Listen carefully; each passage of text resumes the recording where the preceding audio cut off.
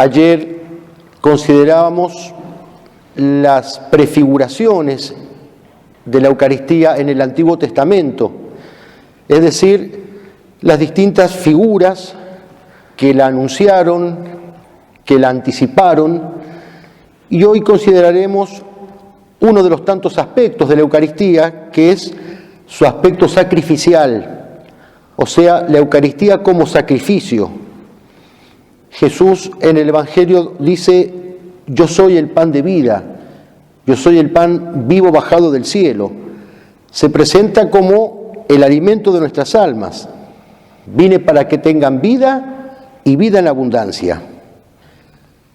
Esa carne de Cristo que se nos ofrece en la Eucaristía, en virtud de su divinidad, nos diviniza a nosotros.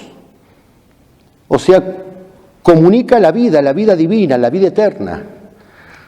Ahora bien, si Cristo nos comunica esa vida, es porque antes pudo darla en sacrificio. Su ofrenda al Padre es la muerte a la que nosotros le debemos la vida. Él se había presentado también como el grano de trigo. Si el grano de trigo que cae en la tierra no muere, queda solo, pero si muere da mucho fruto.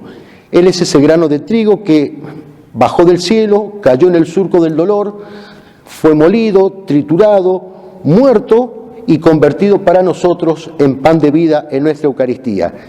Ese sacrificio de Cristo se renueva en nuestros altares, es el sacrificio de la cruz perpetuado hasta el fin de la historia. Y es la misa la aplicación de esa herencia que Cristo nos da. ¿Qué es la misa? Es justamente la renovación del sacrificio de la cruz, la actualización del sacrificio de la cruz. No es simplemente un recuerdo. Por ejemplo, las fechas patrias nosotros las recordamos, pero son hechos históricos que pasaron una sola vez y no vuelve a suceder. En cambio, cuando nosotros en la misa decimos que es la renovación del sacrificio de la cruz, no es un simple recuerdo, sino que de una manera misteriosa, pero real, Cristo se vuelve a inmolar, se vuelve a ofrecer al Padre. Por eso cuando el Catecismo pregunta si el sacrificio de la misa y el sacrificio de la cruz es el mismo, responde que sí, que no son dos sacrificios distintos, es el mismo y único sacrificio, con la única diferencia que se ofrece de modo distinto. En la cruz el sacrificio fue sangriento, fue cruento, Cristo murió. En cambio, en cada misa el sacrificio es incruento. Cristo no vuelve a morir. Muerto una vez para siempre y siempre vivo para interceder por nosotros, dice la carta a los Hebreos.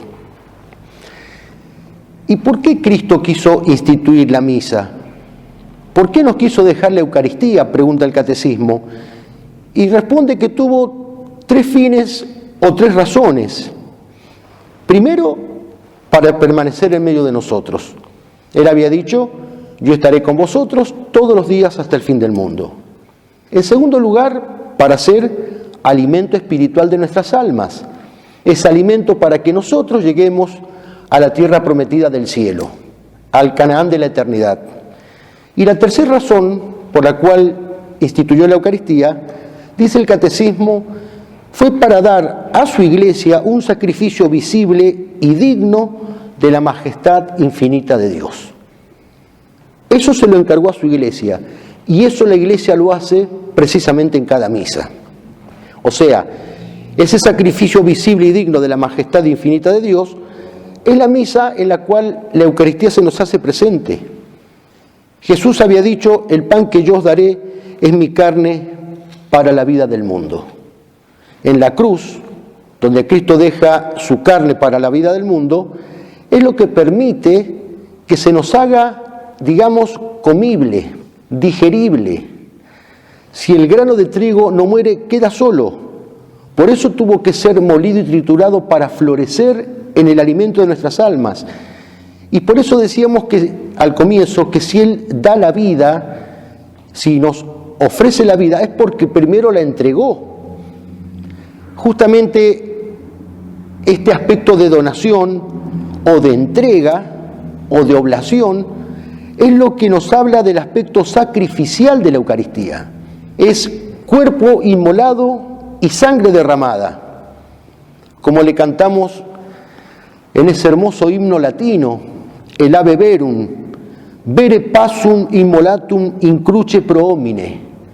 Cuando comulgamos recibimos ese cuerpo que verdaderamente ha padecido y ha sido inmolado en la cruz por el hombre. Y por eso es que también, estando Él vivo en la Eucaristía, porque cuando nosotros lo venimos a adorar, no adoramos algo, adoramos a alguien. Y cualquier ofensa o cualquier ultraje contra la Eucaristía no es la profanación de algo sagrado, es la profanación a alguien, Jesucristo. Y sin embargo, sabiendo por la fe que en el sagrario está vivo, todos los signos que rodean a la Eucaristía son de muerte, como lo explica ese gran santo eucarístico que fue San Pedro Julián Eymar. Fue instituida por Cristo en la víspera de su muerte, en la noche en que fue entregado. Él mismo le da el nombre de testamento, sellado con su sangre. La apariencia de su estado es de muerte, entre comillas, la apariencia, sin voluntad, sin libertad, sin movimiento, como un muerto que hay que trasladar de un lado a otro. Su altar es un sepulcro, contiene reliquias, contiene huesos de mártires. Por eso al comenzar la Santa Misa, si han prestado atención, el sacerdote besa el altar. Y particularmente una porción del altar llamada ara, que es donde se guardan estas reliquias. Y el sacerdote, mientras besa el altar, reza en secreto, bendito el ara donde se ha de inmolar el cordero. En quinto lugar, la lámpara votiva, la lámpara que lo alumbra, lo hace como lo hacen las lámparas de las sepulturas.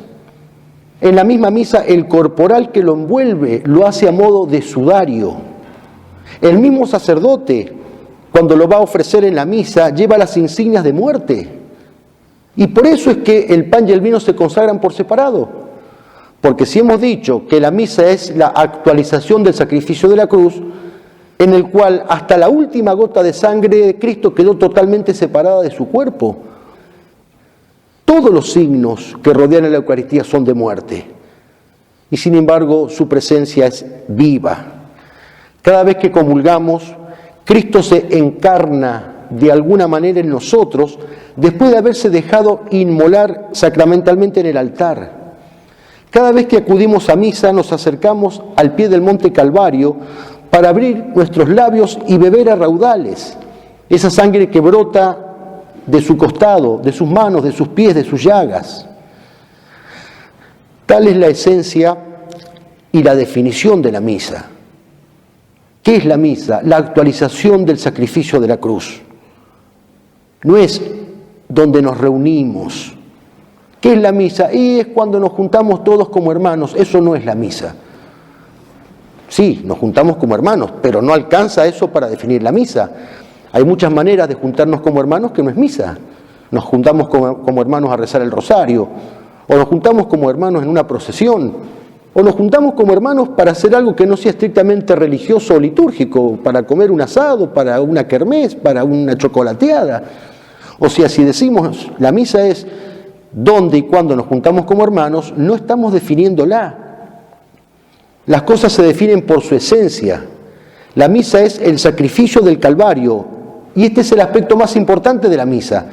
Veremos en estos días siguientes las distintas partes de la misa y cómo alguna de esas partes, una particularmente, es lo que la define la misa como tal, la más importante de todas, es la que hace que la misa sea misa. ¿Por qué, por ejemplo, las celebraciones protestantes no son misa? Los protestantes también tienen templos y tienen bancos, se juntan en asamblea, la gente va a rezar, pero si alguna vez han observado, si no lo han hecho nunca pueden hacerlo, primero que siempre están cerradas las iglesias protestantes, solamente se abren cuando se hace la función litúrgica, terminó la función, se cierra, que no tiene razón de ser estar abierta, es como un cine, no sé, es decir, un teatro, se abre cuando hay un espectáculo, ¿para qué va a estar abierto el resto del día? Los templos protestantes no tienen altares, porque no hay nada que inmolar, no hay nada que ofrecer, no hay nada que sacrificar. Los templos protestantes no tienen sagrario, porque no lo tienen a Cristo vivo. Y por eso es que no tiene razón de ser tener la iglesia abierta. Nosotros la tenemos abierta porque en cualquier momento del día podemos entrar y visitar a alguien, repito, a ese alguien al cual Juan Bautista señalaba como el gran desconocido. En medio de vosotros hay uno que vosotros no conocéis. Y Jesucristo está presente en cada templo, en cada misa y en cada altar, y queda reservada su presencia en el sagrario. Y por eso es que el templo está abierto, repito, porque podemos venir y adorarlo, cosas que no hacen los protestantes porque no creen que Cristo está presente en la Eucaristía.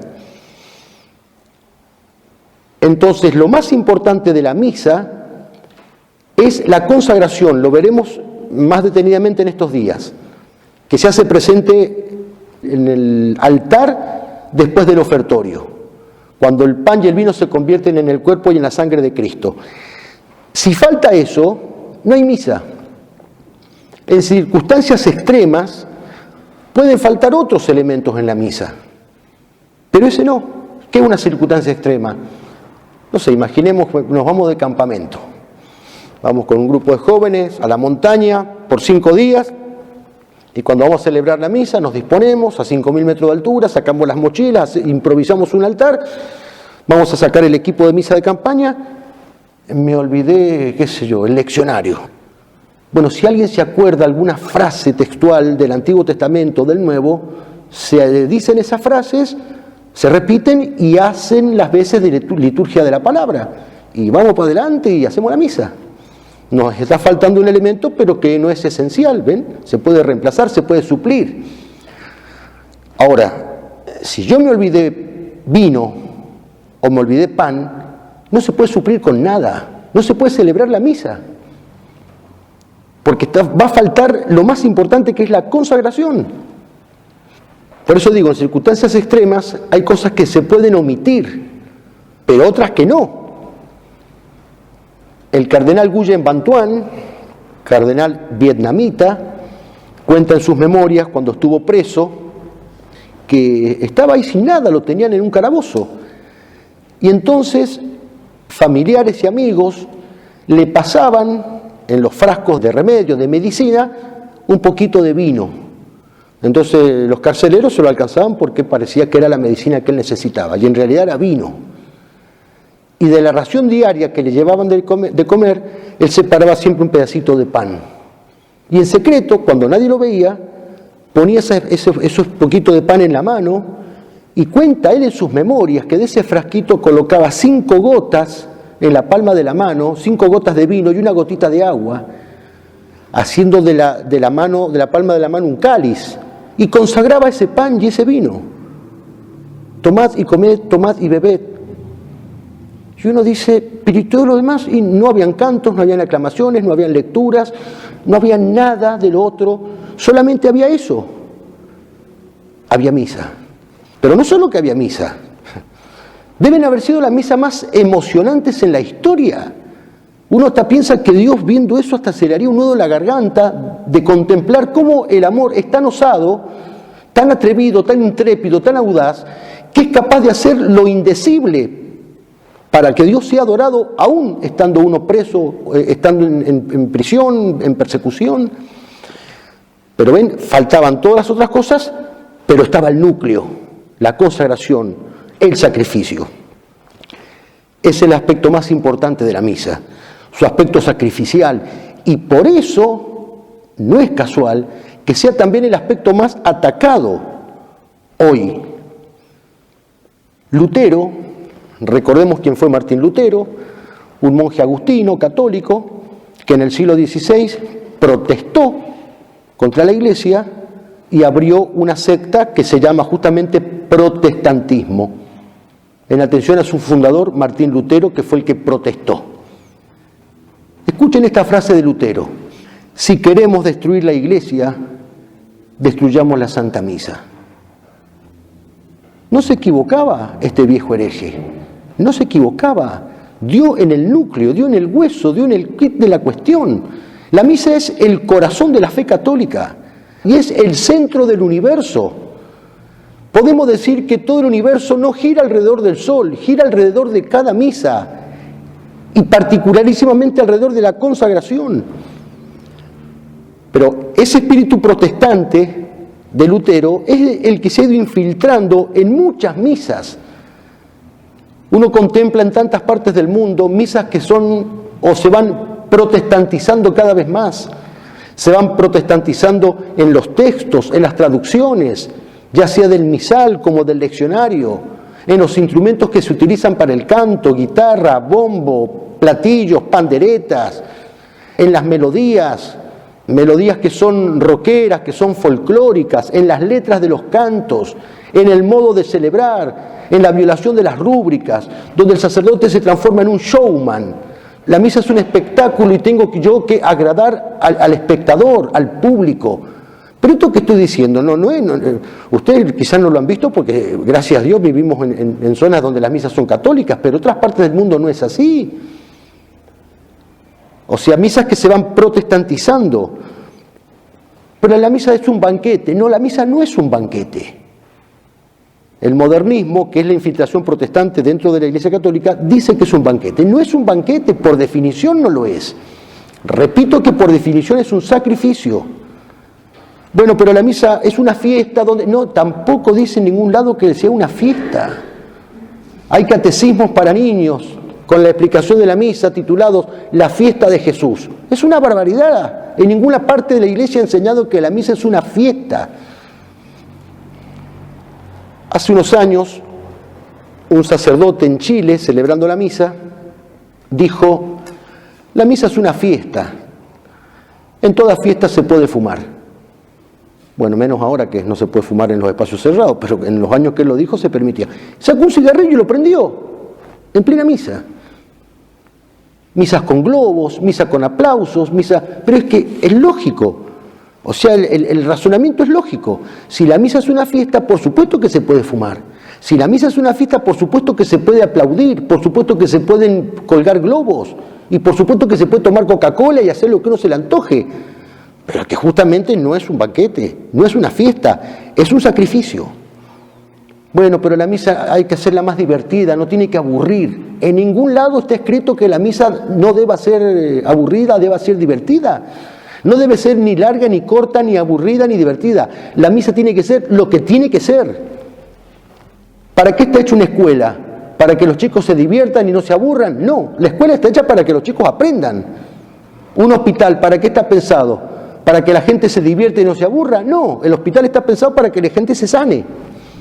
La misa está pensada por Cristo para que el Padre sea adorado con un culto digno de Él y para que la gente participe de ese culto. Tenemos que pensar cómo habrá vivido la Virgen aquella gran misa de la historia al pie de la cruz. No la imaginamos ciertamente ni tocando la guitarra, ni cantando, ni bailando, ni celebrando un banquete.